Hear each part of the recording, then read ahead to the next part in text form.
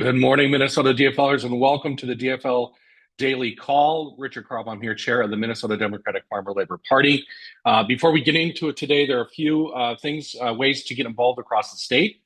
Today, we've got a couple of great opportunities to plug in. At 7 p.m., join our Campaign Basics virtual workshop, a great place to build skills and get ready for the work ahead.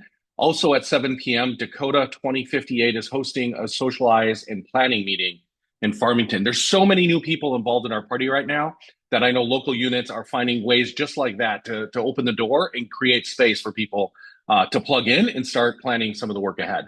Looking ahead to tomorrow in South Minneapolis, there's a coffee and conversation at 3 p.m. At 3:30 p.m., CD1 is hosting a virtual phone bank.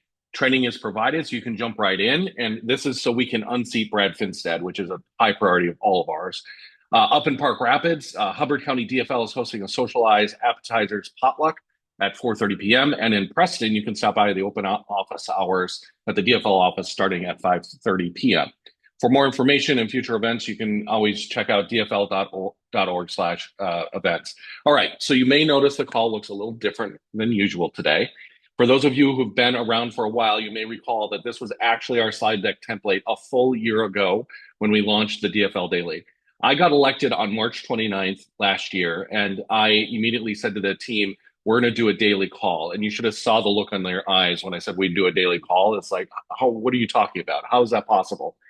And if you were on the very first daily call, you'll probably recall we didn't even have a slide deck. And as soon as that call ended, I was with the team and I'm like, we need a slide deck. We need some structure around this thing. And so the team has been working tirelessly to build this community, the space that we hold together each and every morning at 10:45 to make sure that you all feel a point of connection to the state party, and the state party can open our doors, welcome you in, and help provide you the message, the action, and the tools to be empowered.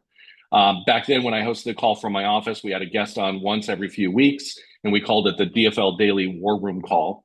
A lot has changed since then, hasn't it? Beyond a slide deck theme, a lot has really changed for all of us, our state, for our party, and for me since becoming chair 1 year ago. You know, when I got elected chair, I've made a couple of promises to the state central committee, the body of which elected me. First and foremost, I promised that we would hire organizers as early as possible. And I'm proud to tell you that we deployed those 10 organizers in June of 2025. Sadly, just 2 days after Melissa and Mark Hortman were assassinated and Johnny and Yvette were shot. But we marched on because we understood at the time that Melissa Hortman would have wanted us to pick ourselves up, dust ourselves off, lock arms, and move forward together to do the most good we can for the people of Minnesota. As I said, 3 days into being chair, we launched the DFL Daily. I think we launched it on a Wednesday. So I was elected on Saturday. We launched it on a Wednesday, and we've been doing it 5 days a week. Originally, I suggested to the team that we would do it 7 days a week, but thankfully for the team, Justin, my husband, stepped in and said, you're not doing that call on Saturdays and Sundays. So he saved them a bit on the weekends. So we hired organizers. We started this daily call. We did a listening tour that went all around Minnesota, hearing directly from Democrats about what they wanted us to prioritize. We elevated and focused on building better and stronger relationships with our progressive partners, starting first with labor and with farmers in the state to make sure that they feel like they have a home here in our coalition, which is the Democratic Farmer Labor Party. Those have all been really important priorities for us as we look to build our party so that it can do great things into the future. The year since, as it turned out, was very different from anything I expected. We obviously lost leaders that I've already mentioned. We've lost children at the Annunciation school shooting, and we lost neighbors to various forms of violence, like the ICE search that we all experienced. It is hard to overstate the mark these have left on me and have left on our party, and have left on the whole state of Minnesota itself. But this is not the same Minnesota we knew in March 2025, where we've proven ourselves to be even stronger. In the wake of all that, Minnesota made a choice to show up for each other, a choice to get involved, a choice to not let those moments tear us apart, but to use them to build something new. We've seen Minnesotans showing up far more than we could have ever imagined in every single corner of the state, in big cities and small towns, online and on the ground. Working people stepping up, neighbors organizing, new voices getting involved for the first time. The energy didn't just come from inside the building at Plato. It came from people responding to what they're seeing in administration and elected Republicans who have done nothing to lower costs, and in many cases have made life harder and less safe. People showed up to listening sessions. They came out to rallies they'd never been to before. They got trained, they got organized, and they started having conversations in their communities. And when it came time to participate in our democracy, they showed up in big numbers like we've never seen before. Over 37,000, in fact, 37,466 Minnesotans attended their precinct caucuses on behalf of the DFL. Nearly half of those were first time attendees. 535 volunteers, a record for an odd year last year. 10,000, more than 10,000 people trained in just 48 days as constitutional observers. 55,000 voters reached in conversations across our state in 2025 alone.